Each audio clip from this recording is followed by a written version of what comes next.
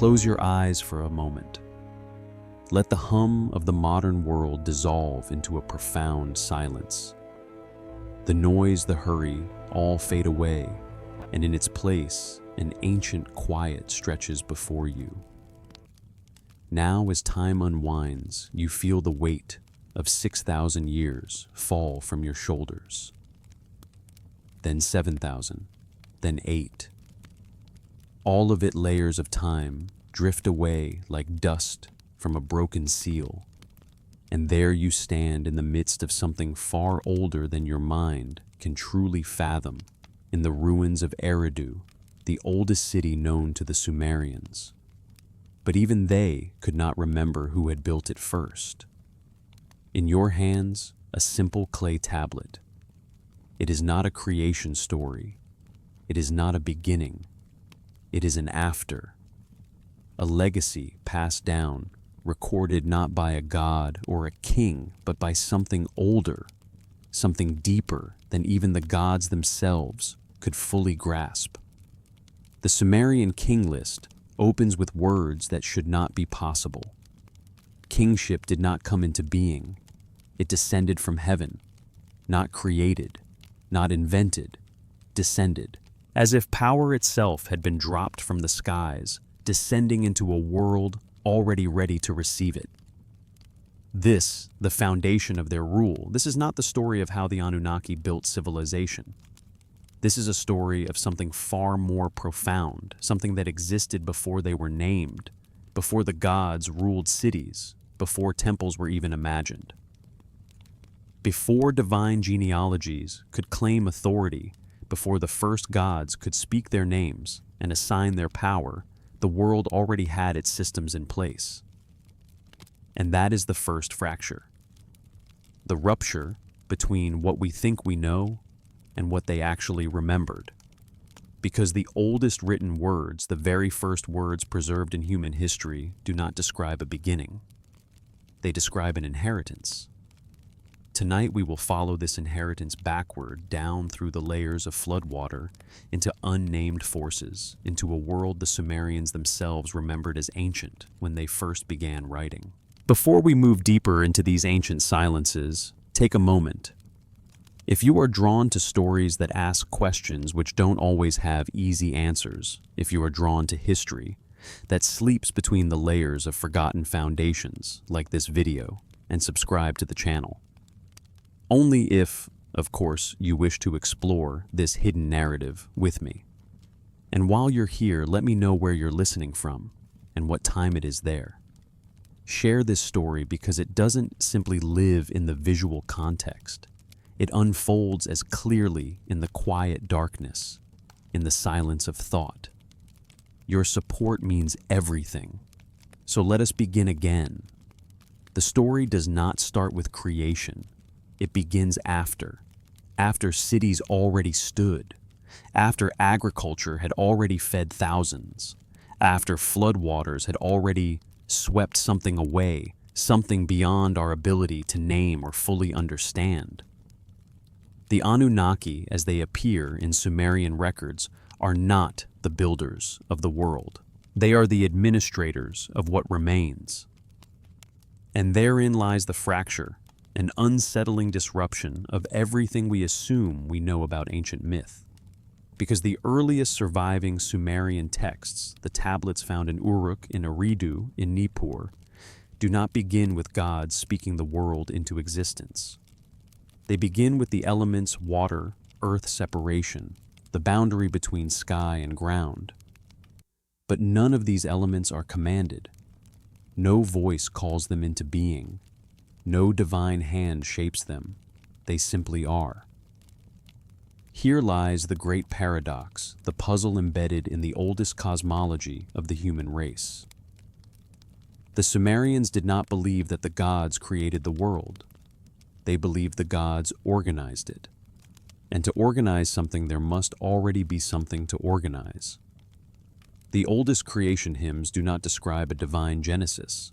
They describe a cosmic condition. Namu, sometimes called the primordial waters, sometimes translated as the first mother, is not a goddess who takes action.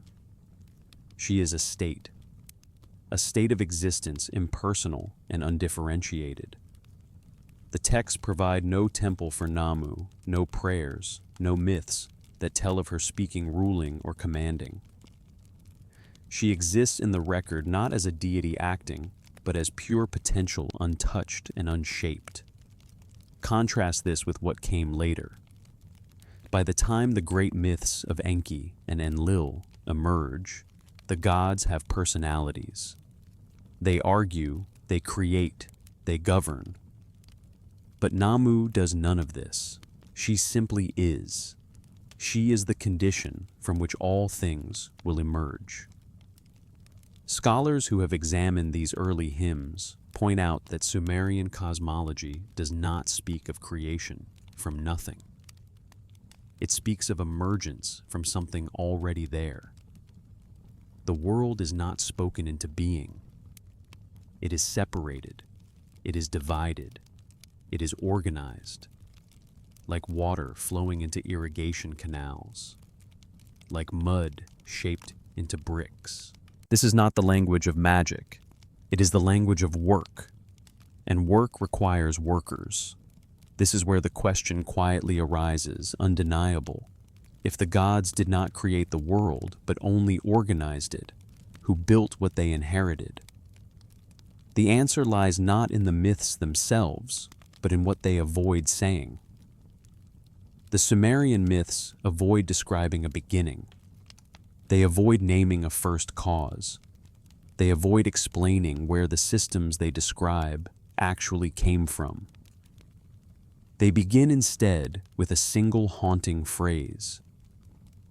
After kingship descended from heaven, kingship was an eridu, not created, not established, not earned, descended.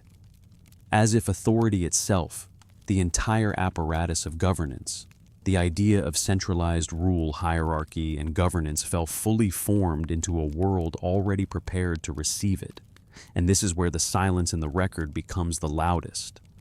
Because if kingship descended, it must have existed somewhere else first. Somewhere before Eridu. Somewhere before writing began. Somewhere the Sumerians themselves could no longer name. This unsettling implication is echoed in the archaeological record. The layers of occupation in Eridu stretch back to the 6th millennium BC, long before the Sumerian king list claims kingship arrived. The city was already functioning.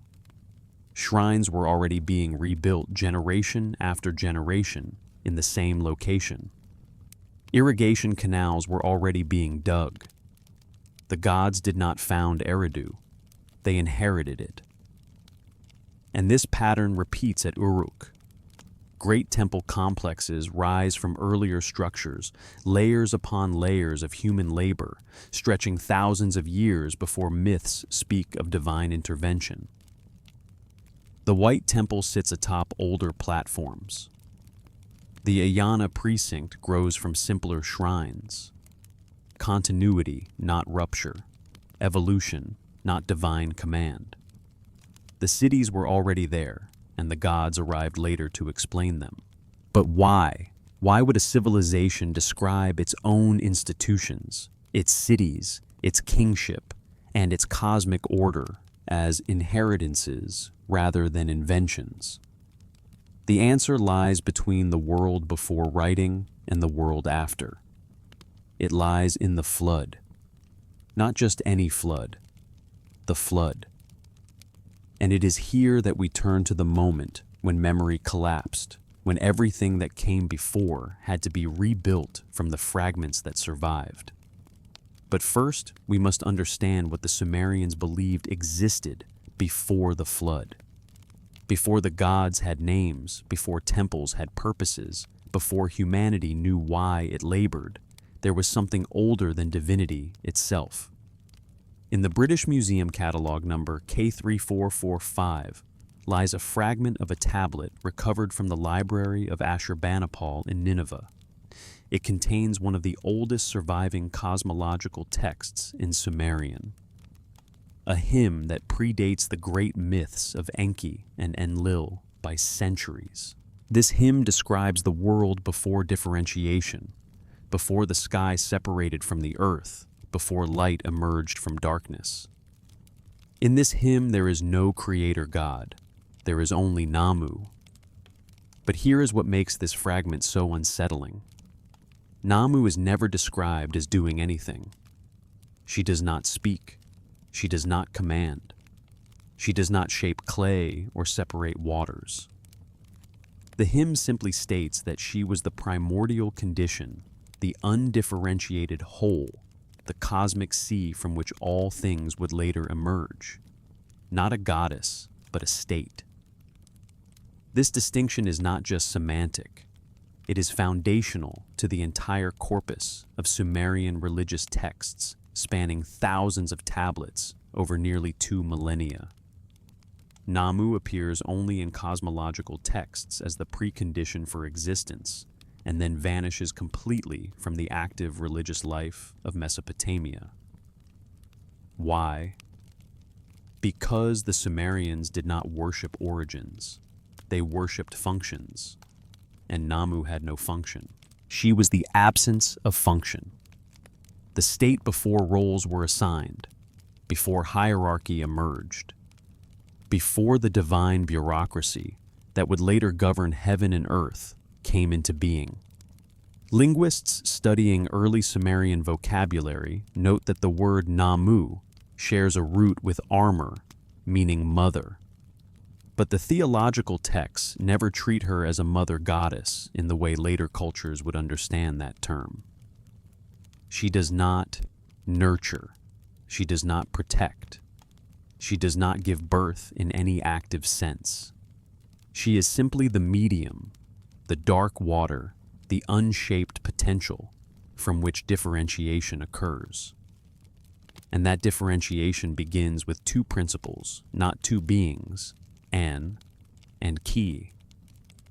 The earliest hymns describe them not as gods with personalities, but as the first separation, the primal division of the unified cosmos into distinct realms. An is the vault of the sky, the firmament that holds back the waters above. Ki is the foundation, the solid ground upon which all future structures will rest. They have no myths of childhood, no stories of rivalry, romance, or ambition, at least not in the earliest layers. They simply represent the first cosmic schism above and below masculine and feminine, the boundary and the bounded. Later, An transforms into Anu, the distant sky father, the remote king of the gods. Ki becomes absorbed into other earth deities, her identity blurred, her role diminished. But in the oldest strata of Sumerian thought before these transformations, An and Ki are not personalities. They are architecture, the structure of reality itself. This is radically different from what comes later. By the time the myths of the 3rd millennium BC are being inscribed, the gods have become fully anthropomorphic. Enki walks among reeds and speaks in riddles. Inanna descends to the underworld and negotiates with her sister. Enlil decrees fates and rages against humanity's noise. These are beings with desires, conflicts, and histories. But An and Ki have none of this. They are cosmic facts, not cosmic actors. And this raises a disturbing implication. The Sumerians preserved a memory of a time before gods had agency, before divinity meant intervention, before the sacred was personal. What kind of world remembers its gods as impersonal forces? A world that did not invent those gods but inherited them. Consider the evidence.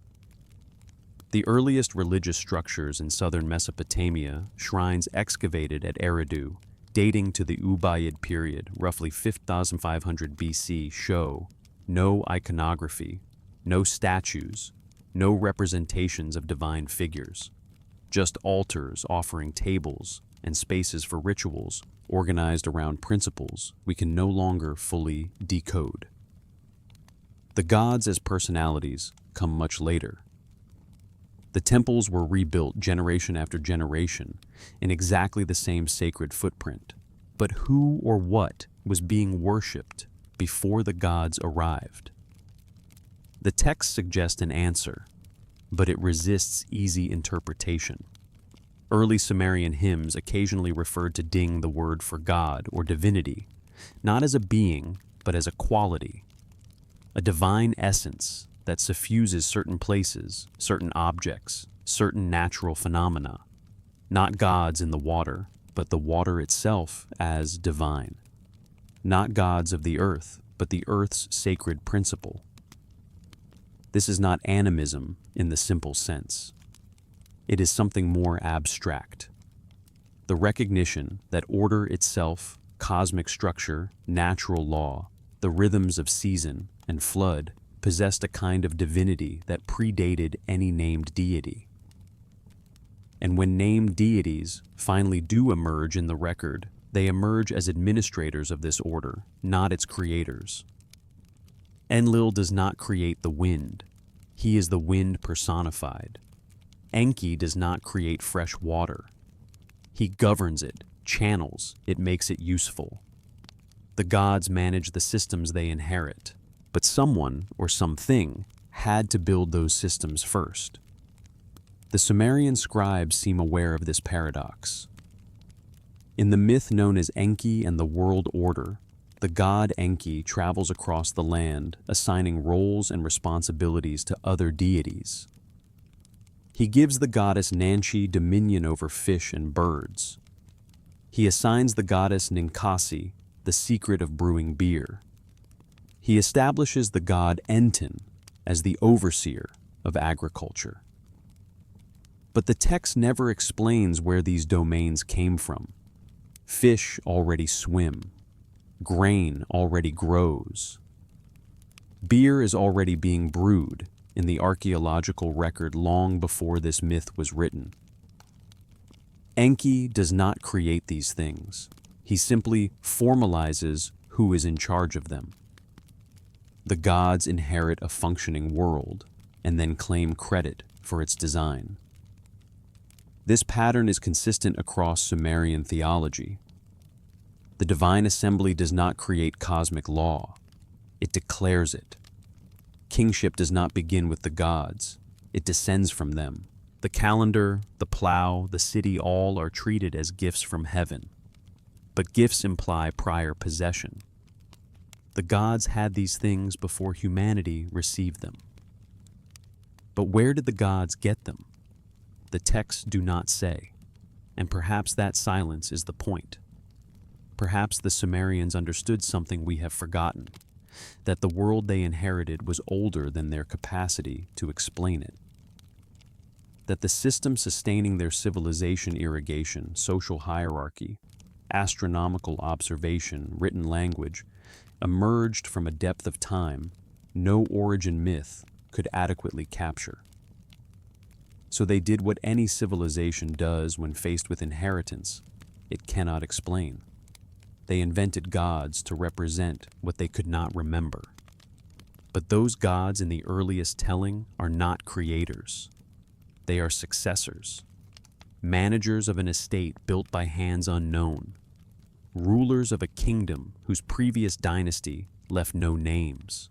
And nowhere is this more apparent than in the single most direct claim the Sumerians ever made about the origin of political authority. After kingship descended from heaven, kingship was in Eridu. Not established, not earned, not built, descended. The verb descended is telling. It means to fall from above, to come down, as rain falls from the sky, or as a god steps down from a temple platform. Kingship is treated not as a human invention, not as a social contract, nor as the result of a long evolutionary process of tribal leadership. It is an object that arrived fully formed. It was not created by human hands. It descended from the heavens. And this formulation raises an unavoidable question. If kingship descended, where was it before it descended. The Sumerian king list gives no answers. It simply asserts the transfer. Heaven possessed kingship, then Eridu possessed it. But the prior history is erased. Only the arrival is recorded. The mechanism is left blank. But here's what makes this formulation so strange. Eridu, the first city listed in the king list, was already ancient when the list was written. Archaeological surveys of the site reveal continuous habitation dating back to at least 800 BC, more than 3,000 years before the earliest written records of kingship. The city did not appear suddenly. It grew slowly over time, shrine built upon shrine, canal extended after canal. So when exactly did kingship descend? When did it arrive in Eridu? The king list does not give a date, but archaeological evidence shows that the city was already functioning long before kingship was supposedly established there. Shrines were rebuilt generation after generation, and irrigation systems were in place. So the question remains, who built these systems? Who built Eridu? The gods did not. They inherited it. This pattern repeats itself at Uruk, where the great temple complexes rise from earlier structures, layer upon layer, the product of centuries of human labor. The White Temple sits atop earlier platforms. The Ayana precinct grows from simpler shrines. There is continuity, not rupture, evolution, not divine command. So why then would a civilization describe its own institutions, its cities, its kingship, its cosmic order as inheritances rather than inventions? The answer may lie in what happened between the world before writing and the world after. It lies in the flood. Not just any flood, but the flood. The great deluge that destroyed the cities, the records, the continuity. That flood which erased so much of what came before, leaving only fragments for the survivors to rebuild from. And it is this rupture, this break, that reshapes the understanding of what came before and what the Sumerians would later mythologize. The Sumerian king list divides history into two eras, before the flood and after the flood. The change in tone is immediate and profound. Before the flood kings reign for impossibly long periods. After the flood reigns shrink to more plausible human lifespans, 20 years, 30 years, 45 years. Before the flood, 8 kings rule across 5 cities. After the flood, dozens of rulers rise in dozens of cities. This division, this rupture, is not just a mythological division. It is a historical one. The flood marks the moment when everything that came before had to be rebuilt, restructured, reorganized. And the memory of this rupture, this break in continuity, is encoded in the very fabric of Sumerian civilization. The flood is the point of rupture, and the gods are the explanation for what was lost in the flood. They are not creators. They are restorers, re-establishing a broken world. And this is where the mythology of the gods, the Anunnaki, becomes crucial. They are the ones who descend not to create, but to reorganize, to claim a world already functioning, to give legitimacy to a system that had already existed, but was now in disarray. The Anunnaki are not the creators of the world. They are the restorers of it. But who then created the world before the flood? Who built the systems of irrigation? Who dug the canals? Who constructed the temples and the cities? The Sumerians did not record the names of these builders, but the archaeological evidence reveals their work. The canals that stretch across the land, the temples built layer upon layer, the systems of administration and agriculture that were already in place when the gods arrived. In Eridu, for example, the earliest construction phases dating back to the Ubad period, circa 5500 BC, show no iconography, No statues, no divine representations. Only altars and offering tables, spaces for ritual. These shrines were rebuilt over and over again, generation after generation, but the gods did not create them. They inherited them. And when the flood came, it destroyed much of what had been built, but left behind the foundations, the sacred sites, the systems of irrigation, the temples that would later be associated with gods like Enki and Enlil. The cities were already there, and the gods arrived later to explain them. But why? Why did they not create but rather claim? The answer lies in the flood. The flood is the great dividing line. Before the flood, the world was organized. After the flood, the survivors had to rebuild, and in the process of rebuilding, they mythologized the past. The gods became the explanation for everything that came before, because the survivors could no longer trace the origins of the systems they inherited. Kingship descended from heaven, because no one could remember who invented it. The temples were already there, the systems of governance already in place, the labor already organized. And when writing began, it recorded not the creation of these systems, but their continued existence after the flood. The flood was not the origin of civilization, it was the event that obscured its origins. So we come to a profound question: if the gods did not create these systems, and if writing began too late to record their invention, then who built them? Who organized the labor? Who dug the first canals? Who convinced entire communities to work in coordination for the benefit of future generations? The answer, as unsettling as it may be, lies not in the myths, but in the soil itself. It lies in the layers of labor that made civilization possible, layers that were left behind when the names of the builders were forgotten, but their work endured. The gods did not create civilization. They inherited it, and they explained it in ways that could be understood. They did not bring the world into being, they reorganized it. They formalized what had already existed, and in doing so, they became the symbols of human achievement. And as we look at the evidence, the question remains: what came before the gods? The answer, as we continue to explore, is not straightforward. It cannot be found in the king lists, nor in the divine genealogies of the gods. It lies deeper beneath the surface of myth, in the practical structures of daily life, the labor, the work, the gradual construction of cities that were already old by the time the gods claimed them. Eridu Uruk and Nippur. These were not cities born from divine commands.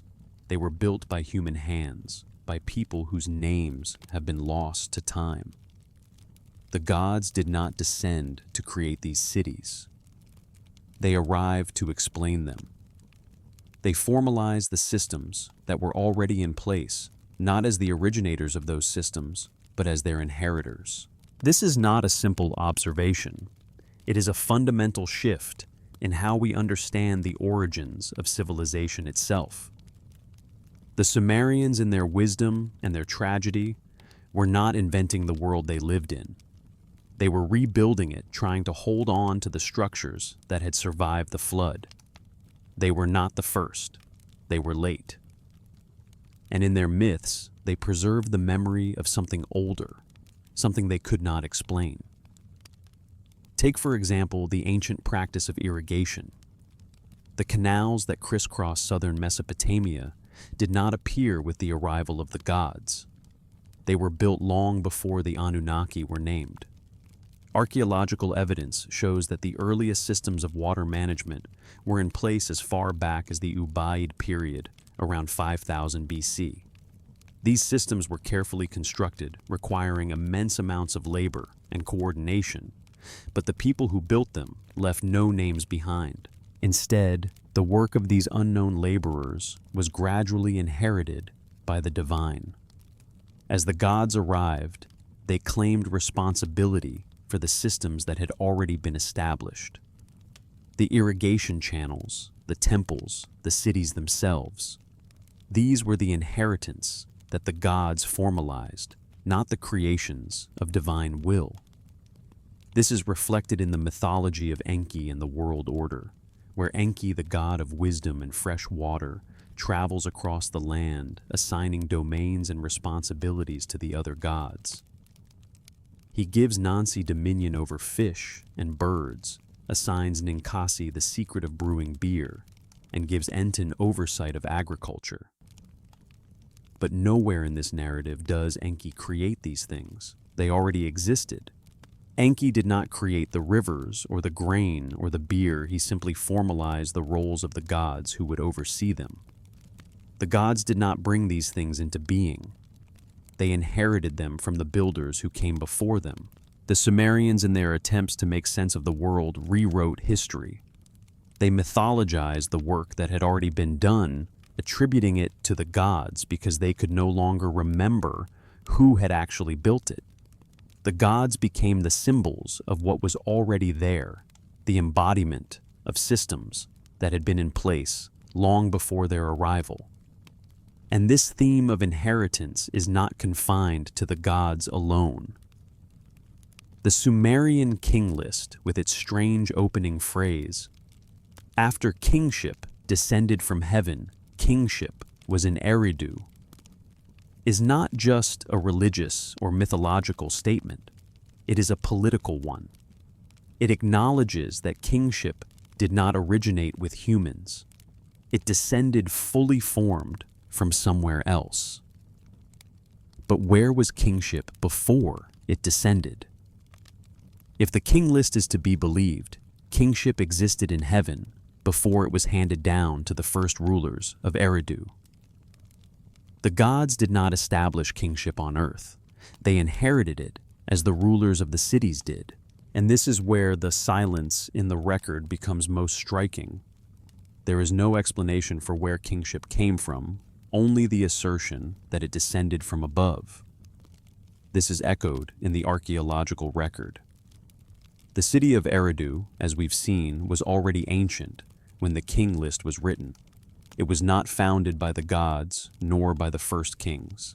It was a city built and maintained by generations of human labor. The systems of governance, the sacred sites, the infrastructure, these were not divine creations.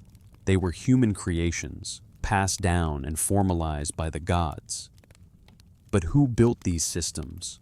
Who created the infrastructure of the cities, the irrigation networks, the temples? The gods did not. The answer lies in the layers beneath the surface, in the labor and the work that went into building these systems long before the gods arrived to claim them. When the flood came, it did not wipe away all that had been built. It wiped away the memory of who had built it. It destroyed the records, the names, the history of the people who had constructed the foundations of civilization. And when the survivors returned, they found a world already in place, already organized. But they could not remember who had built it. So they did what civilizations always do when faced with a forgotten past. They invented gods to explain the systems they inherited. The gods were not creators. They were administrators, the successors, to a long line of builders whose names had been lost.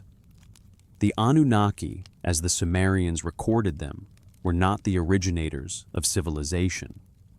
They were the inheritors, the ones who came after to maintain and legitimize the world that had been created by others. This is why the Anunnaki are not described as creators in the myths. They are described as managers.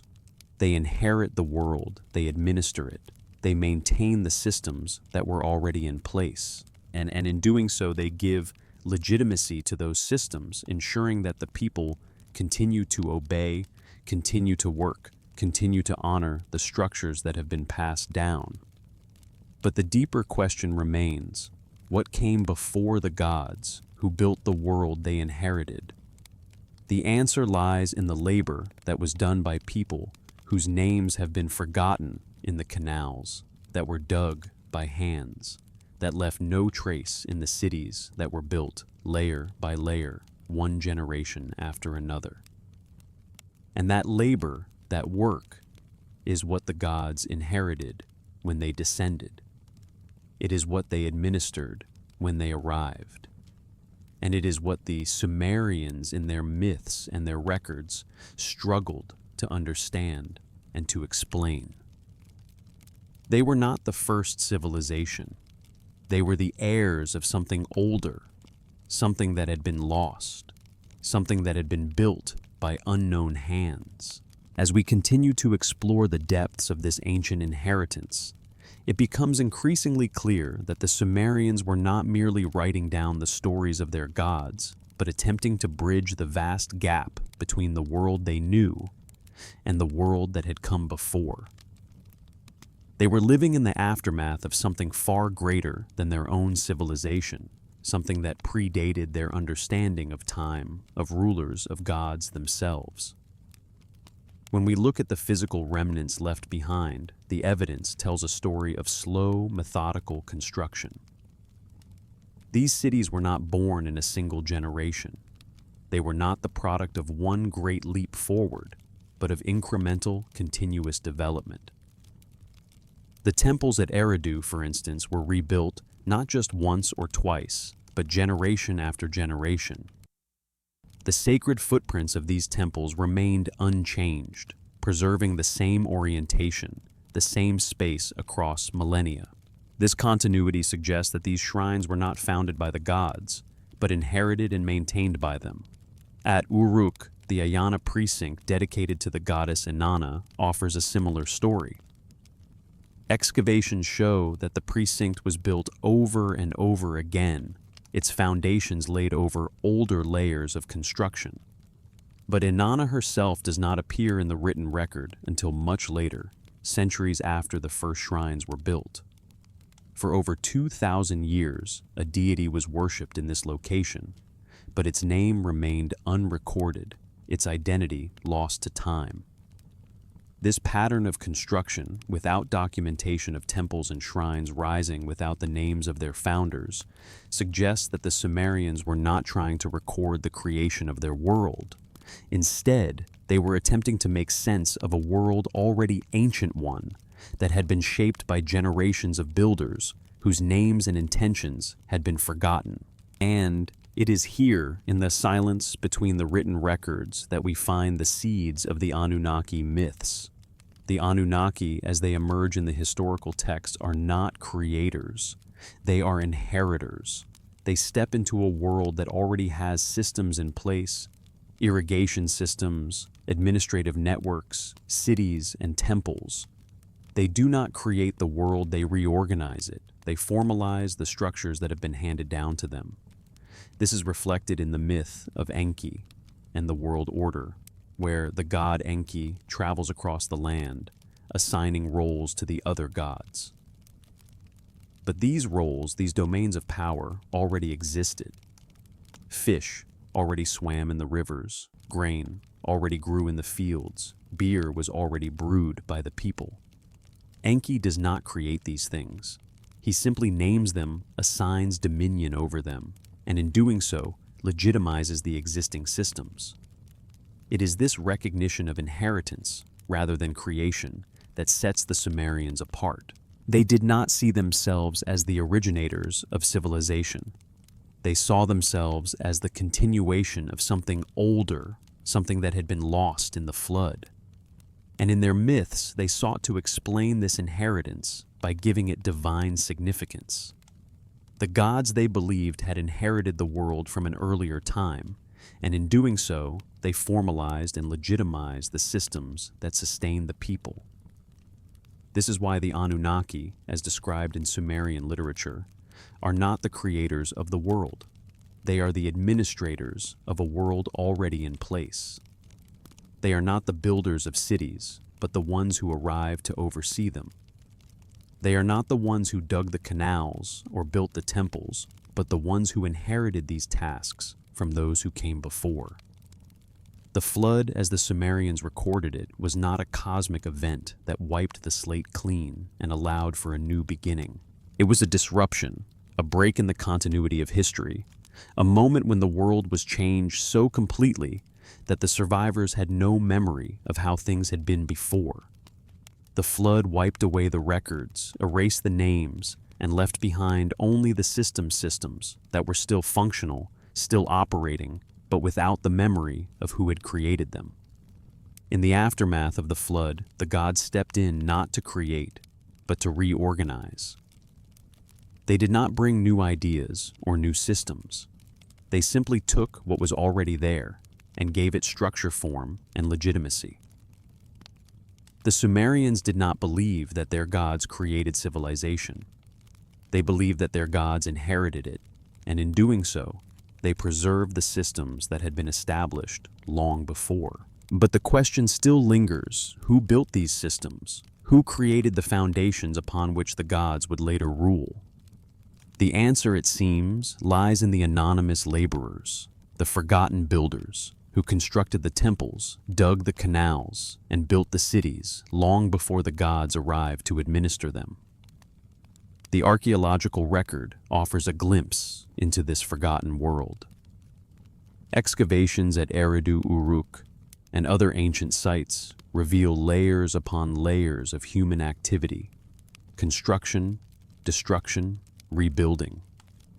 These cities were not founded in a single moment, but grew slowly over time through the collective labor of countless generations.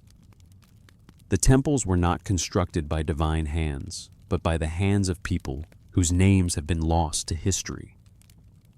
In the absence of written records, the Sumerians did what all cultures do when faced with a lost past. They mythologized it. They created gods to explain the systems they inherited, and in doing so, they preserved the memory of a world they could no longer fully understand. As we continue to peel back the layers of time, we come closer to understanding the true nature of the Anunnaki. They were not gods who created the world. They were gods who inherited it, who formalized what had already been built.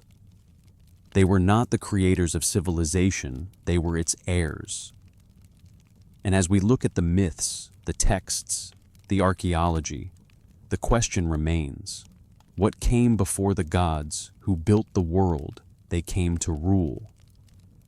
The answer, it seems, is hidden in the soil itself, in the labor that was done by unknown hands, in the canals that were dug by people whose names have been forgotten. The gods did not create civilization. They inherited it, and in doing so, they gave it the divine legitimacy it needed to survive.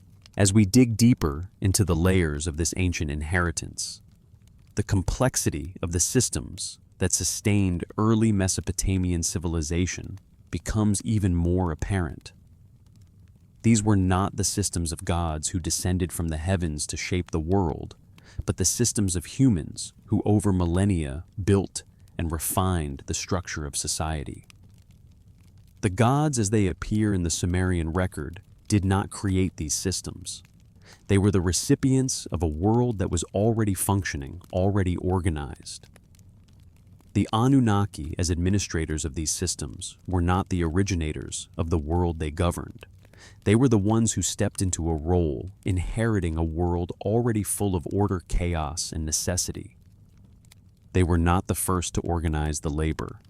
They did not plant the first grain or shape the first brick. They simply took charge of what had been built by hands unknown.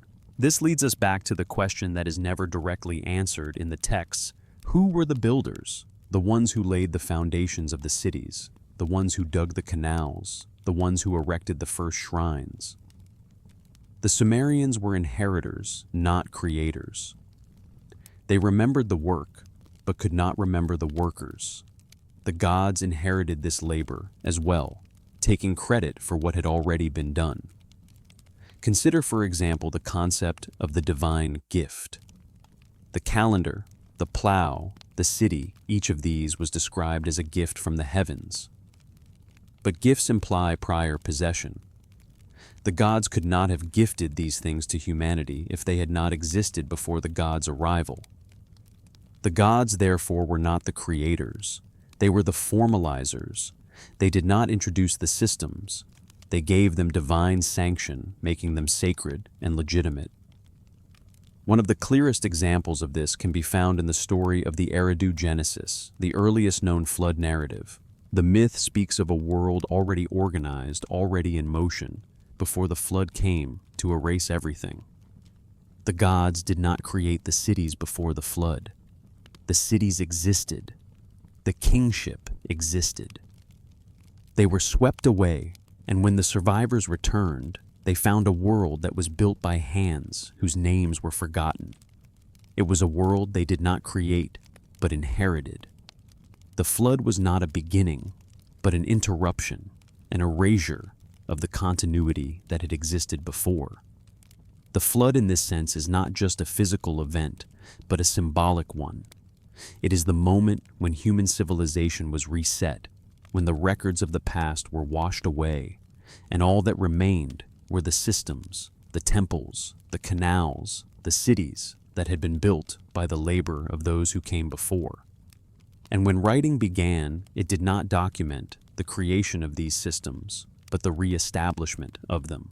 This is why when we look at the earliest written records, such as the Sumerian king list, we find the statement that kingship descended from heaven. The kingship did not begin with the gods. It descended from them fully formed. The institution of kingship existed long before the gods arrived to claim it. But where did kingship originate? Where did the concept of centralized rule and governance come from? Again, the answer lies in the layers beneath the surface, in the physical evidence of the work that was done long before the gods were named. The cities were not established by the gods. They were built by human hands. The canals, the agricultural systems, the administrative systems, they were not created by divine will. They were the product of human ingenuity, labor, and coordination. The Anunnaki, in their roles as administrators, inherited these systems and gave them divine meaning. They formalized the world that had already been built, but they did not create it. The myths, as they were written down by the Sumerians, sought to explain this inheritance. They described the gods as the ones who organized the world, but in truth, the gods were the ones who inherited it. The flood then serves as a pivotal moment in the Sumerian understanding of their world. It was the event that broke the continuity of human history, that erased the records of the builders, and that left the survivors with only the systems that had been established long before. And in the absence of memory, in the absence of names, the Sumerians turned to the gods to explain what they had inherited. But what did the gods inherit? The answer lies in the work, the labor, the canals, the temples, the agricultural networks, the cities. These were not divine creations. They were the result of generations of human labor, of work, that spanned millennia of knowledge and systems passed down from one generation to the next. And this labor, this work, is what the Sumerians could not fully remember. The gods who arrived long after the builders had disappeared became the symbolic inheritors of that labor. They did not create civilization. They inherited it, formalized it, and gave it divine significance. In this way, the Sumerians' understanding of their own history reflects a deep awareness of the fragility of memory, of the way that civilizations rise and fall, and of the ways in which human work is often forgotten, even as it shapes the world. The Anunnaki, the gods of the Sumerians, were not the creators of civilization. They were the ones who managed what had already been built, the ones who gave divine meaning to the systems that humanity had established before them. The flood did not mark the beginning of civilization. It marked the end of one chapter and the beginning of another, a chapter where the builders were forgotten and the systems they created were attributed to the gods. And so the Anunnaki, these divine administrators, became the symbols of a lost world, the inheritors of a legacy that they could not fully explain. But the question still remains, who built the world the gods inherited? Who were the hands that dug the canals, raised the temples, and laid the foundations of the cities? The answer, it seems, lies not in the myths, but in the soil itself, in the evidence of labor that remains buried beneath the surface, evidence that tells the story of a civilization built by unknown hands, a civilization whose builders have long since disappeared, leaving behind only the systems they created. As we continue to delve into the layers of history, the task becomes clearer. We are not simply uncovering the origins of civilization through mythological accounts. We are attempting to piece together the lost history of those who lived before the gods arrived, those whose names, faces, and deeds are lost to time, but whose labor built the very foundations of the world that the Sumerians inherited. The evidence, when viewed with care and a critical eye, reveals something striking. The cities of Mesopotamia, the temples, the canals, none of these were the creations of the gods. They were the work of anonymous hands. This work, performed over centuries, constructed a world that was so advanced, so intricate, that it could only be explained by something more than human effort. And thus the gods were created to explain the vastness of that work. The Sumerians, aware of the fragility of memory, turned to divine figures to legitimize their systems, to explain their inheritance, and to provide a sense of order to a world that had been disrupted by the flood. The gods who descended from the heavens became the symbolic rulers of a world already organized. The reality was that the systems, the labor, the administration, the technology were already in place, but the people could no longer trace their origins. This tension between myth and reality is most clearly seen in the infrastructure of the cities themselves. Take the example of the temples at Uruk, where we find evidence of continual rebuilding, expansion, and modification. These were not temples that had appeared suddenly in response to divine intervention. These were the ongoing efforts of generations of people, slowly but surely shaping their environment and constructing the foundations for a society that would sustain them. At the heart of this ongoing construction was a deep understanding of organization and labor. The Sumerians, like all civilizations that came before and after, relied on human coordination to accomplish monumental tasks. The creation of irrigation canals, the building of temples, the maintenance of city walls, all of these were collective efforts requiring vast amounts of labor over generations. The role of the gods in this context is not one of creation, but of administration. They did not design the cities. They did not dig the canals. They did not establish the hierarchies of power. What the gods did was assume the roles of overseers, giving divine legitimacy to the systems that already existed. They formalized what had been passed down not as creators, but as inheritors of a long tradition of work. This is reflected in the way that the Anunnaki are described in the texts. They do not create the elements of the world, they manage them. Enki, the god of water and wisdom, does not create fresh water. He governs it. Enlil, the god of air and storms, does not create the wind, he channels it. Inanna, the goddess of love and war, does not create human desire, she embodies it. The gods are not the architects of the world. They are the stewards of a world already built, a world that had been carefully crafted by those who came before them. The question of who built this world is not one that the Sumerians could answer fully. The answers they gave through myth, through divine narrative, were attempts to make sense of a world whose origins were shrouded in mystery. The gods were not the creators. They were the administrators of what had been created before them.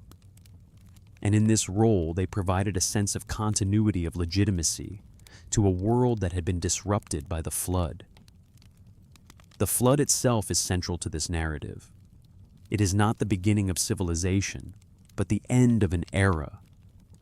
The flood marks the moment when the continuity of history was broken, when the records were lost, when the memory of the builders was erased. But it also marks the moment when the survivors inherited the systems that had been built before. These survivors, unable to trace the origins of the systems they now controlled, turned to the gods to explain what had been lost. And so, the gods came to occupy a central role in the Sumerian worldview. They were the ones who formalized the systems of governance, the laws, the rituals. They provided the framework for understanding the world that had already been built, but they did not create it. The creation was in the hands of the builders, those whose names have been lost to history, but whose labor left a lasting legacy. The Sumerians, in their search for meaning, found in the gods a way to explain the unexplainable. The gods were not the creators of the world. They were the custodians of its order. They did not build the cities, they inherited them. They did not create the laws, they enforced them. They did not sow the seeds of civilization. They reaped what had been sown long before. In the absence of the builders' names, the gods became the symbols of what had been achieved. They represented the continuity of order, the preservation of systems that had endured through time and through catastrophe. The gods were not the originators of civilization. They were the inheritors, the formalizers, the ones who stepped in to administer what had already been established. But the question remains, who were these builders? The ones who dug the canals, raised the temples, and constructed the cities. They are the forgotten architects of civilization, the ones whose labor left no trace, but whose work shaped the world. The Sumerians, in their wisdom, remembered the work even as they forgot the workers. And in doing so, they mythologized the process of inheritance, turning the labor of their ancestors into the actions of the gods. This is the paradox of the Sumerian worldview. The gods did not create the world, they inherited it, and in the process they became the symbols of a lost world, a world built by human hands, now attributed to divine intervention. The labor, the work, the effort that made civilization possible was not the work of gods, but the work of humans. And yet in the myths and the records, it is the gods who are credited with the creation. The Sumerians did not believe they were the first civilization. They believed they were the inheritors of a lost world. And in their stories, in their myths, they preserved the memory of that world, even as they could no longer trace its origins. They were the heirs of something older, something built by hands that were forgotten, and in doing so, they became the administrators of a world that was not their own. The further we delve into the mysteries of this ancient world, the more we begin to see that the Sumerians were not simply recording the history of their gods. They were recording the remnants of a civilization that predated their own, a civilization whose creators were lost to time, whose work endured long after the builders had vanished. The gods did not create the world they inherited, it formalized it and gave it divine meaning. But the real creators, the ones who dug the canals, built the temples, and established the systems that sustained society, left no names behind. This is not just a matter of forgotten individuals, it is a matter of forgotten systems. The Sumerians, in their wisdom and their sense of loss, recognized that the infrastructure they inherited was too advanced, too coordinated to have emerged in a single generation. The temples that rose in Eridu, the canals that crisscrossed southern Mesopotamia, the complex administrative systems, all of these were not the creations of the gods. They were the results of generations of human effort. The Sumerians were well aware that their society had not emerged from nothing. They knew they were not the first to build cities or to establish governance. Their myths tell of a time before the gods arrived, a time when the world was already functioning, when the systems of irrigation, trade, and administration were already in place. The gods, when they arrived, did not bring these things into being. They simply took charge of them. This is where the real paradox lies. The Sumerians mythologized their own inheritance. They did not create their cities. They did not invent kingship. They inherited these systems, and in doing so, they turned to the gods to explain what they had inherited. The Anunnaki, the divine administrators, were not the creators of civilization. They were the inheritors, the ones who managed what had already been built. The flood, as described in Sumerian texts, was not the moment of creation, it was the moment of rupture. It was the event that disrupted the continuity of history, the event that erased the records of the past and left the survivors with only fragments of what had come before. And when writing began, it did not document the creation of civilization. It documented the reestablishment of it. The survivors of the flood inherited the systems of the past, but they could not remember who had built them. So they turned to the gods to explain the systems they had inherited, to give them divine legitimacy. The flood marks the boundary between what was remembered and what was forgotten. Before the flood, the world was organized, the cities were functioning, and the systems of governance were in place. After the flood, the survivors had to rebuild. They inherited the cities, the temples, the agricultural networks, but they could no longer trace the origins of these systems. The gods became the explanation for what had been lost. In this context, the role of the gods becomes clear. They are not the creators of the world, they are the administrators of it. The Anunnaki did not create the cities or the systems of governance. They inherited them, formalized them, and gave them divine meaning. The gods were not the originators of civilization. They were the ones who stepped in to manage it, to ensure that the systems already in place continued to function. But even as they inherited the world, the gods themselves were not immune to the forces of time and memory. As the Sumerians recorded their history, they recognized that the gods too had been shaped by the world they inherited. The Anunnaki were not timeless, all-powerful beings. They were part of the very system they had been assigned to manage. Their actions were not divine interventions, but the actions of rulers who had inherited a world that was already structured. This is why the gods are not described as creators, but as organizers. They did not bring the world into being. They restructured it. They did not create kingship. They formalized it. They did not build the temples, they administered them. The gods in the Sumerian worldview were the ultimate inheritors of a system that predated them. This understanding of the gods as administrators of a pre-existing world explains much of the structure of Sumerian religion. The gods did not act independently of human society, they were a reflection of it. The divine realm mirrored the political and social structures of the human world. The Anunnaki were not separate from the system, they were a part of it. They were the ones who legitimized and formalized the world that humans had built, not the ones who created it from nothing. As we look at the earliest written records, we see that the Sumerians were not creating new myths or inventing new systems of governance. They were simply trying to understand and formalize the systems that had already been in place before them, the myths of the gods.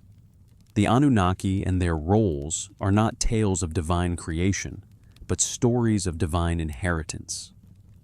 They describe how the gods took over the roles that had been built by earlier generations and gave them divine significance. In this sense, the Sumerians were not inventing a new world, they were inheriting an old one, and in doing so, they gave divine meaning to what had already been built. The flood was not the beginning, it was the end of an earlier world, a world whose builders were forgotten, whose systems were inherited. The Sumerians were the heirs of a lost world, and their myths and records were their attempt to understand and explain that inheritance. But even as they mythologized the gods, the Sumerians could not escape the reality of the work that had been done before them. They recognized that civilization was not created in a single moment. It was built piece by piece over generations. The gods in the end were not the creators of civilization. They were the ones who inherited it, formalized it, and ensured that it endured. And so the question remains, who were the builders? Who were the anonymous laborers whose hands shaped the cities, dug the canals, and laid the foundations of civilization? The gods may have inherited the world, but it was the builders, those whose names were lost to time, who created it. The Sumerians may have mythologized their gods, but the work of those forgotten builders is the true foundation of their civilization. As we move forward in this exploration, it becomes evident that the story we are unraveling is not just about the gods, nor is it only about the Sumerians. This is a story about memory itself, the way societies remember, interpret, and mythologize their origins. The Sumerians were not the first civilization to build cities or establish governance. They were the inheritors of a legacy that spanned generations, a legacy that had been created by hands long forgotten. The gods, when they arrived, did not bring new systems into being. They formalized and legitimized the systems already in place. The flood, which we have mentioned as a pivotal event, serves as both a literal and symbolic marker in this history. It is not a simple tale of destruction and renewal, but a profound rupture in the continuity of a civilization. The flood washed away the records, the names, and the historical continuity of the past, leaving only the systems that had been established before it. And it was these systems, the cities, the irrigation systems, the temples, that were inherited and managed by the gods. The Sumerian king list, as we've seen, opens with the statement that kingship descended from heaven. This is not the beginning of kingship, but its formalization. The idea of kingship, of centralized rule of governance, existed long before the gods arrived. The gods did not create kingship, they inherited it. The phrase descended from heaven is crucial here. It implies that kingship existed elsewhere, before it was brought to Eridu. And in the Sumerian worldview, kingship, like the temples and the cities, had a divine origin, even though it was a system inherited from earlier generations. This divine legitimacy was essential for the rulers of Sumer. By associating themselves with the gods, by claiming descent from the heavens, they could solidify their authority and maintain the social order. The Anunnaki in this context are not the creators of civilization, but the legitimizers of it. They provided the divine sanction for the systems that had already been established by human hands. As we continue to peel back the layers of history, we see that the Sumerians were acutely aware of the fragility of memory. They recognized that the systems they had inherited could not be traced back to a single moment, to a single creator. The infrastructure, the agricultural systems, the urban planning, the complex governance, all of these had been developed over time by generations of laborers whose names had been forgotten. The flood erased the continuity of history, leaving behind only the remnants of what had been built. And so, the Sumerians mythologized this inheritance. They turned to the gods to explain what they could not remember. The gods who had inherited the world became the symbols of continuity in a world that had been broken. The myths that followed the flood, like the Eridu Genesis and the Epic of Gilgamesh, are not tales of creation, but of recovery. They tell of a world that had to be rebuilt from fragments. A world where the survivors had to piece together the lost knowledge and systems that had once sustained them. In the Epic of Gilgamesh, we see the hero's journey as a search for immortality and wisdom. Gilgamesh, like the Sumerians themselves, is searching for something beyond the immediate, beyond the mortal world. He is seeking to understand the nature of life, death, and the systems that govern them. This search is not just a personal quest, but a reflection of the Sumerians' own search for meaning in a world that had been disrupted by the flood.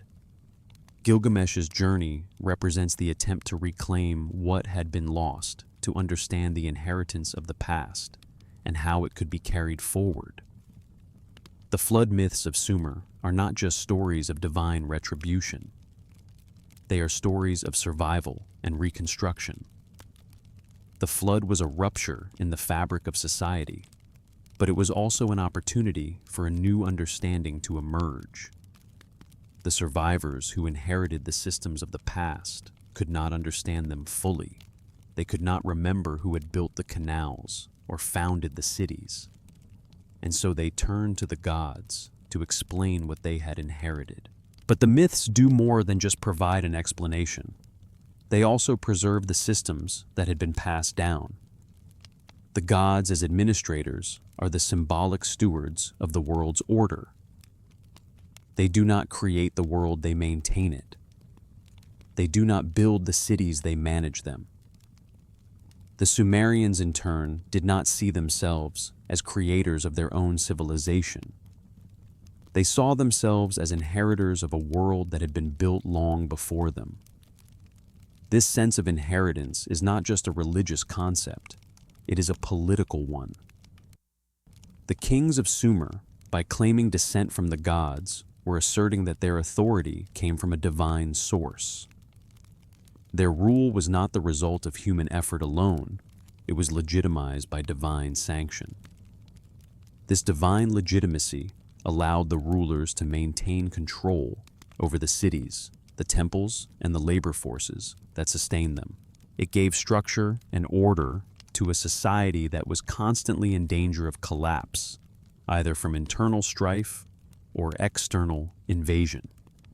As the Sumerians continued to record their history, they faced the ever-present challenge of reconciling the world they knew with the world they had inherited. They understood that their civilization was not the product of divine creation, but of human effort sustained by a structure that had been built over generations. They could not remember who had created the systems that sustained them, but they knew that they were part of a larger, ongoing process. And so they turned to the gods to explain the unexplainable. In this sense, the Sumerians were not alone in their need for divine explanation. Every civilization that has risen from the ashes of disaster has faced the same dilemma.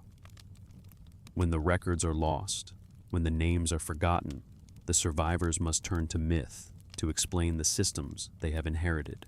And in doing so, they mythologize their own history, turning the work of human hands into the work of the gods. But the question remains, who were the builders of this world? The Sumerians inherited a legacy that they could not fully understand, a legacy of systems that had been created by unknown hands. The gods, in their role as administrators, became the symbolic inheritors of this labor. They did not create civilization, they managed it. And in doing so, they preserved the memory of the world that came before, even as they obscured the identity of the builders. The deeper we journey into this history, the more profound the realization becomes. The gods, as we understand them in the Sumerian context, are not the ultimate creators. They are the custodians of a world that was already created. The mythological framework that the Sumerians developed to explain their world was an attempt to make sense of this inheritance, an inheritance of systems, structures, and knowledge that had been built over centuries, long before the gods arrived on the scene. These gods were not responsible for the foundational aspects of civilization, the cities, the agricultural systems, the irrigation networks, or even the governance structures that sustain Sumerian society. These systems were the result of generations of human effort, often carried out in anonymity. Yet when the flood came and destroyed much of the past, the survivors were left with the systems, but without a clear memory of who had created them. The flood, in this sense, was not just a catastrophic event that wiped away a world, but a symbolic rupture in the continuity of memory. It was the moment when the survivors of an earlier age could no longer trace the origins of the systems that had sustained them. And it is in this gap, in this fractured history, that the gods came to play their crucial role. By stepping into a world that had already been organized, the gods, specifically the Anunnaki, served as a bridge between the ancient past and the present. They did not create the systems that governed Sumerian life, but they legitimized them. They formalized the structures that had been passed down to the survivors and gave them divine meaning, ensuring that the people would continue to honor these systems and maintain the order they had inherited. In the Sumerian view, the gods did not step into a void. They entered a world already full of life activity and organization. The world they inherited was not in need of creation, it was in need of management. And this is where the Anunnaki truly fit into the Sumerian worldview. They were not creators, they were administrators, organizers, overseers. Their role was to ensure the continuity of the systems that had already been established. But even as they formalized the world they inherited, the gods themselves were not immune to the forces of time and memory. Over time, the gods came to be seen not just as administrators of earthly systems, but as the very architects of those systems. The Sumerians, in their attempts to make sense of their world, increasingly linked the gods to the origin of all things, even as they struggled to remember the true origin of their civilization. The Anunnaki, therefore, represent a fascinating paradox. They are both a reflection of the systems they inherited and the divine justification for those systems. In their mythological roles, they are the ones who established order. But the reality is that the order they established already existed in a world before them. The gods are not the creators of civilization, they are the inheritors of it, and in inheriting it they gave it divine legitimacy. Take for example the story of the Enki and the world order, where Enki travels across the land, assigning various deities to oversee different aspects of the world: water, agriculture, justice, and so on. Each of these assignments is not the creation of something new. Enki does not make the rivers or the grain. The rivers and the grain already exist. What Enki does is give them structure and form, assigning each deity a specific role within the already established cosmic order. This is not an act of creation, but an act of organization. Enki, like the gods who came before him, is not building something new from the ground up. He is organizing what has already been established, just as the Sumerian rulers, by claiming divine authority, were not creating kingship. They were inheriting it, giving it divine justification. And this brings us back to the core of the Sumerian king list. The phrase "after kingship descended from heaven," kingship was in Eridu, encapsulates the very essence of what the Sumerians believed about their rulers. Kingship did not begin with a single human ruler, nor did it emerge from the will of the people. Kingship, like everything else in Sumerian society, was inherited. It descended from the gods fully formed into the hands of the first kings. These kings did not invent kingship. They inherited it, just as the gods had inherited the systems of governance. The flood then serves as both a literal and symbolic event. It represents the moment when the continuity of history was broken, when the memory of the builders was lost, and when the survivors were left with only the systems they had inherited. The Sumerians' response to this loss of continuity was to turn to the gods who were the symbolic heirs of these systems, and to attribute the origins of their civilization to them. But even as the Sumerians mythologized the gods, the archaeological record tells a different story. The evidence shows that the cities of Mesopotamia, the temples, the irrigation systems, and the labor that sustained them were not created by the gods. They were created by humans, by the anonymous builders whose names have been lost to time. These builders, whose labor is hidden beneath the surface of myth and legend, were the true creators of the world the Sumerians inherited. The gods may have formalized and legitimized what the builders created, but it was the builders who laid the foundations, dug the canals, and constructed the cities. The Anunnaki, in the end, were not the creators. They were the administrators of what had already been created. And this perhaps is the most profound realization, that the work, the labor, the systems that made civilization possible were not divine in origin. They were human, the result of generations of effort, and the gods were simply the inheritors of this labor. And when we look at the myths, the texts, and the archaeological evidence, we can begin to see a clearer picture. The Sumerians did not believe they were the first civilization. They believed they were rebuilding after a great catastrophe, inheriting a world that had been lost. The gods were not the creators of this world. They were its inheritors, its administrators, and its legitimizers. But the builders, the anonymous laborers, whose work laid the foundation for everything that came after, they are the true creators, the ones whose names have been forgotten, but whose work endures in the canals, the temples, and the cities that continue to stand today. As we continue to peel back the layers of history, a crucial realization emerges. The true origin of civilization lies not in divine myth or in the actions of gods, but in the collective work of people whose names were lost to time. These anonymous builders, the ones who dug the canals, raised the temples, and laid the foundations of the cities, left behind something far more lasting than any written record could capture. The gods of Sumer, particularly the Anunnaki, are often seen as the ultimate source of civilization.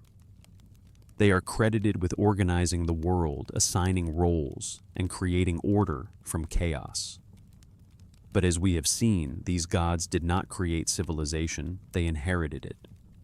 They inherited systems that had already been put in place, systems that sustained the first cities and made possible the intricate governance of Sumerian society.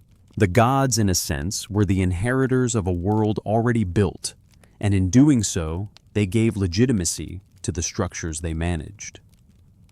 The Anunnaki's roles as divine managers of the world were not acts of creation.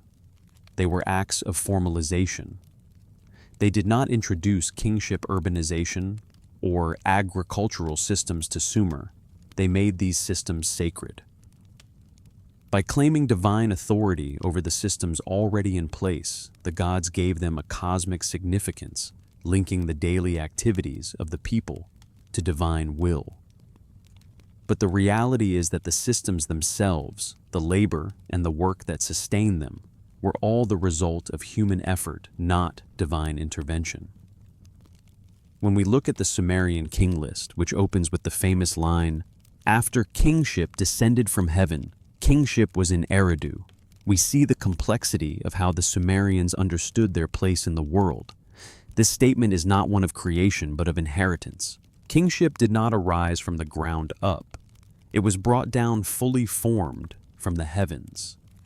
This divine descent implies that kingship existed before Eridu, that it was inherited by the first kings, and that the authority they wielded was legitimized not by their own efforts, but by the gods who passed it down.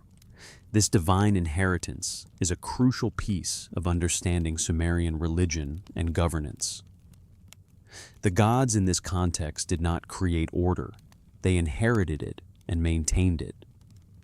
The kings in turn did the same. They did not create kingship, they inherited it from the gods. This recursive pattern of inheritance is a central theme in the Sumerian worldview, reflecting the deep awareness that their civilization was not built in a single moment, but rather through gradual collective effort over time. But who then were the actual builders?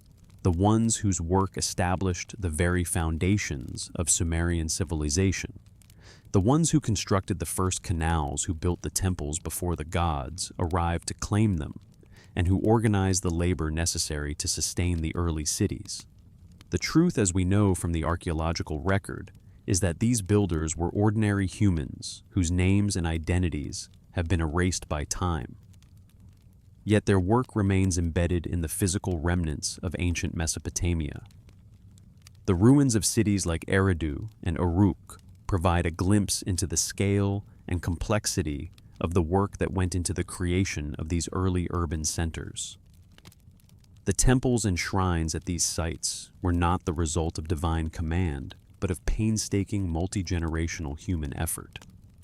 The same can be said for the irrigation systems that stretched across the Mesopotamian landscape systems that required immense coordination and labor to construct and maintain. As the gods arrived to formalize these systems, they found a world already in motion, a world built by the labor of people whose names were lost. The flood, which marked the end of one world and the beginning of another, erased the memory of these builders, leaving only the systems they created. And when the survivors of the flood returned, they inherited these systems and sought to understand them through the lens of the divine. This is why the Sumerians turned to the gods to explain their world. The gods in their divine roles became the symbolic heirs of the world's systems. The Anunnaki, as divine administrators, were tasked with overseeing the functioning of the world, but they did not create it. They simply formalized what was already there, organizing it into a divine order that the Sumerians could understand. And yet, despite their divine roles, the gods were not the creators of civilization. They were the ones who inherited it. The Sumerians, in their wisdom, recognized that their civilization was not the result of divine creation. It was the result of human effort, of labor, passed down through generations of systems built over time by people whose identities were lost to history. The Sumerians' understanding of their world reflects a deep awareness of the fragility of memory and the transience of human effort. The names of the builders, the laborers, the ones who dug the first canals, and raised the first temples have disappeared, but the systems they created endure. The gods, in their role as administrators, became the custodians of this legacy, but they were not its originators. The systems they managed were already in place, waiting to be formalized. This shift in understanding, recognizing the work of humans rather than attributing it all to the gods, is what makes the Sumerian view of civilization so remarkable. The Sumerians were not just mythologizing their gods, they were mythologizing their own history, trying to explain a world built by the labor of those who came before them. And in doing so, they created a narrative that allowed them to make sense of their place in a world where the past had been largely erased by disaster. The divine role in Sumerian society, then, was not one of creation, but of preservation and legitimation. The gods inherited the world that had been created by human labor and gave it divine meaning, ensuring that it would endure through the ages. The kings, too, inherited their power from the gods, solidifying their authority by aligning themselves with the divine order that had been established long before them.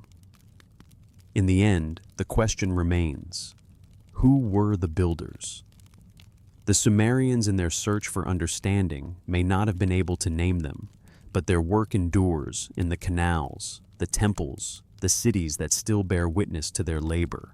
The Anunnaki, as the symbolic heirs of this world, did not create civilization, they inherited it and gave it divine legitimacy. And as we look at the world they left behind, we are reminded that civilizations are not born in a moment of creation, but are built layer by layer through the work and effort of countless individuals whose names may be lost, but whose legacy remains. As we reach the final stretch of our exploration, it becomes increasingly clear that the Sumerians' view of their world was one deeply rooted in inheritance continuity and the persistence of systems that outlasted the memory of their creators. This is a world where the gods are not the originators of civilization, but its stewards. The builders of this world, the anonymous laborers whose efforts created the foundations of Sumerian society, remain hidden in the soil of history, but their work endures echoing through the canals, temples, and cities they left behind.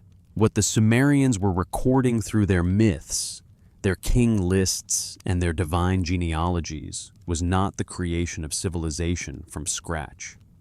They were trying to make sense of what they had inherited, an ancient world that had been passed down through generations, a world that had been shaken by the flood, and one whose origins were increasingly lost to time. The gods they worshipped were not the creators of this world. They were its inheritors, the ones who managed and formalized the systems already in place. The divine role of the gods in Sumerian society was one of preservation and legitimization. The gods did not bring civilization into being. They took what had been built before them and gave it divine meaning. They organized the labor-assigned roles and formalized the cosmic order. They did not create kingship. They inherited it and made it sacred. They did not create cities. They maintained them. The Sumerians in turn turned to the gods to explain the unexplainable, the systems that existed before them, the cities they inherited, and the labor that sustained them. But even as they mythologized their gods, the Sumerians could not erase the fact that their civilization, their cities, and their systems were the products of human labor, not divine intervention. The systems, the irrigation canals, the agricultural practices, the architecture, were all human creations, the result of collective effort over generations. The gods, in their role as divine administrators, may have formalized and maintained these systems, but they were not the ones who built them. The flood, as we have seen, represents a key turning point in this narrative. It is the moment when the continuity of human history was disrupted, when the records were lost, and when the systems that had been built over time had to be reconstructed from memory. In the aftermath of the flood, the survivors found a world that was already organized, but had lost its memory of origin. It was a world that had been built by anonymous laborers, and the gods, stepping into the void, claimed responsibility for its structure. The flood, in this sense, is not just a physical event, but a symbolic one. It is the rupture between what was remembered and what was forgotten. The survivors of the flood, unable to trace the origins of the systems they inherited, turned to the gods to explain what had been lost. The gods became the explanation for the systems they had inherited, the justification for the order that had been established long before their arrival. This is where the deeper complexity of the Sumerian worldview lies. The Sumerians recognized that they were not the creators of civilization. They were the heirs of a world already built, a world shaped by the labor of countless unknown individuals whose work left no trace except in the systems they created. The gods, as divine administrators, were the symbolic heirs of this world. They did not create the cities or the systems of governance. They inherited them, organized them, and gave them divine meaning. The Anunnaki, in their role as the divine administrators, represent the human need to understand and legitimize what has been inherited. The Sumerians did not create kingship, they inherited it. They did not build the cities, they inherited them. They did not establish the systems of agriculture or irrigation, they inherited them. And in the process of inheriting these systems, they turned to the gods to give them meaning, to provide a divine explanation for what they could not fully understand. As we look at the Sumerian texts, we see a civilization that is deeply aware of its place within a larger history, one that stretches back beyond their own time, beyond their own understanding. The myths, the king lists, and the genealogies of the gods are all attempts to make sense of a world that had been lost, to explain the systems that had been passed down, and to give continuity to a civilization that had survived a rupture. The Sumerians were not inventing the world, they were rebuilding it, trying to understand the legacy they had inherited. In this sense, the Sumerians were not just mythologizing their gods, they were mythologizing their own history, their own origins.